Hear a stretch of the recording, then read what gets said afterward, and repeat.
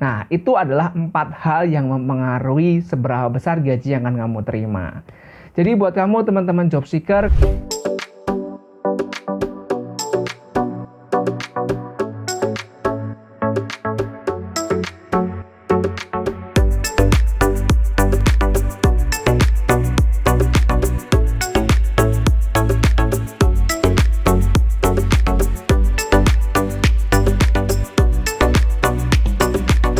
hai, welcome back to my YouTube channel. Terima kasih buat kalian semua yang udah setia nonton channel ini dan kembali lagi ke channel ini untuk mendukung saya.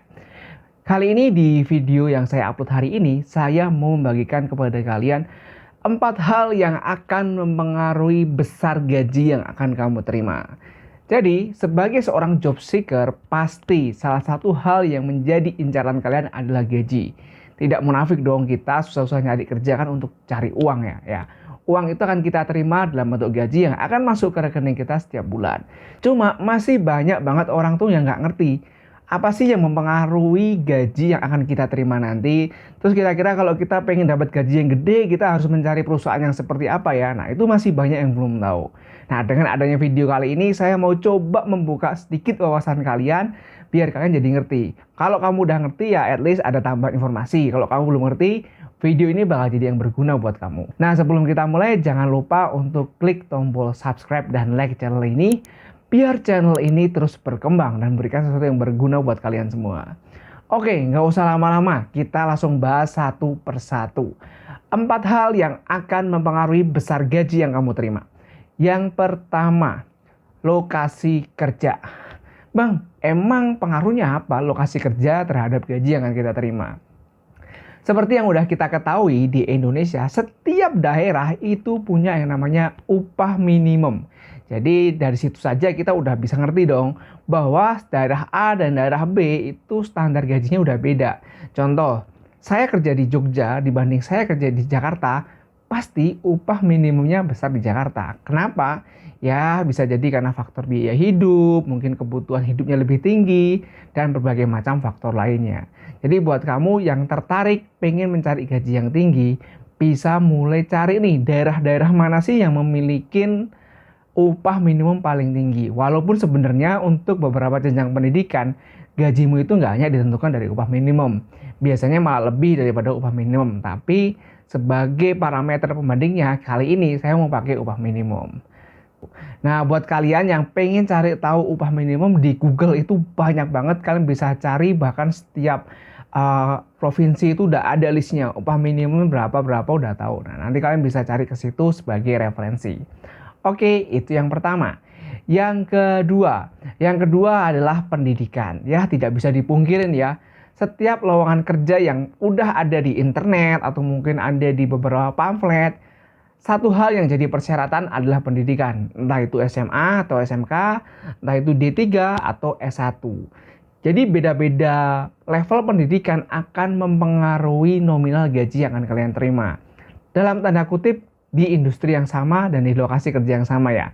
Maksudnya gimana bang? Maksudnya gini, contoh saya kerja di PT ABC. Nah, di PT ABC mungkin saat ini pendidikan saya D3. Nah, terus ada teman saya pendidikannya SMA. Ada juga teman saya pendidikan S1. Nah, ketika 3 orang ini bekerja di tempat yang sama, pendidikan S1 lah yang memiliki gaji yang paling tinggi dibandingkan D3 dan dibandingkan SMA.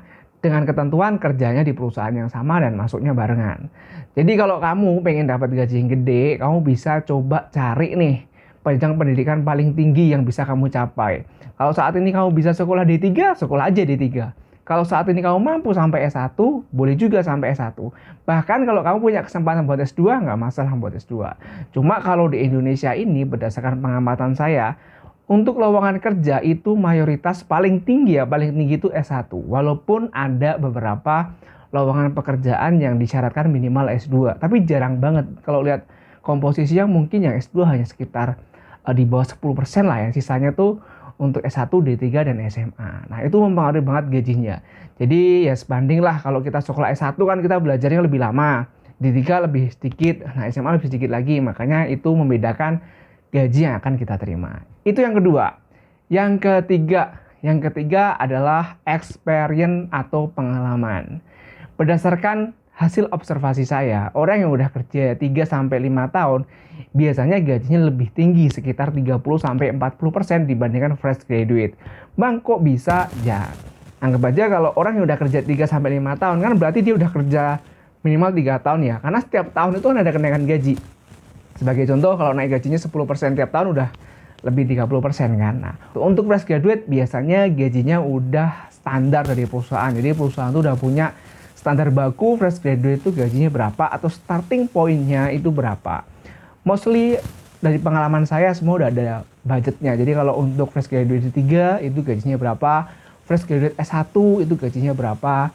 Jadi udah ada aturannya. Nah, tapi kalau kamu udah experience atau kamu udah pernah kerja sebelumnya, entah itu 3, 4, atau 5 tahun, kamu akan memiliki kesempatan untuk dapat gaji yang lebih gede. Artinya, kamu punya nilai tawar yang lebih karena kamu punya experience, kamu punya pengalaman. Itu yang ketiga. Yang keempat atau yang terakhir adalah jenis industri. Ini yang paling memiliki pengaruh paling besar seberapa besar gaji yang akan kamu terima. Jadi jenis industri ini signifikan dibandingkan ketiga item yang di depan tadi, lokasi, pendidikan, experience. Nah, ini jenis industri itu paling gede. Kok bisa, Bang? Contoh, kalau kamu bisa kerja di industri oil and gas, contohnya di bidang eksplorasi, walaupun pendidikan kamu SMA mungkin, bisa jadi gajimu itu lebih gede daripada yang S1, yang kerjanya, yang lokasinya itu di area Jawa Tengah. Terus pendidikannya S1 ya. Nah, terus experience-nya fresh graduate. Nah, kamu di sini bisa jadi lebih gede. Karena apa? Jenis industrinya lebih besar. Jadi buat kamu yang pengen dapat gaji gede, kalian coba deh mulai searching-searching jenis industri apa aja sih yang bisa menawarkan gaji besar. Karena pada dasarnya setiap jenis industri itu punya rate yang berbeda-beda. Jadi saya kasih contoh. Anggap aja saya lulus bersama 3 teman saya. Saya, teman A, dan teman B. Mungkin contoh nih, saya A kerja di industri yang bergerak di bidang energi. Yang pertama saya. Berikutnya ada teman yang bekerja di bidang konstruksi. Berikutnya ada teman yang bekerja di bidang otomotif. Nah, 3 orang ini sama-sama S1, sama-sama fresh graduate. Tapi gajinya bisa beda karena pengaruhnya itu dari jenis industrinya. Setiap jenis industri punya range salary yang berbeda-beda. Nah, kalau pengen tahu jenis industri mana nih yang paling gede nih, nah kalian bisa coba observasi.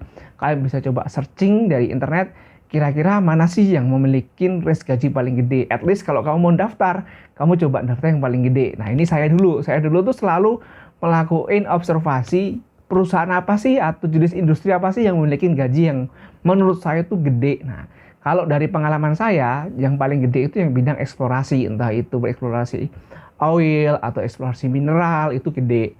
Habis itu energi, habis itu ya otomotif dan sebagainya. Ini personal opinion, kamu boleh punya pendapat lain. Nah, itu adalah 4 hal yang mempengaruhi seberapa besar gaji yang akan kamu terima.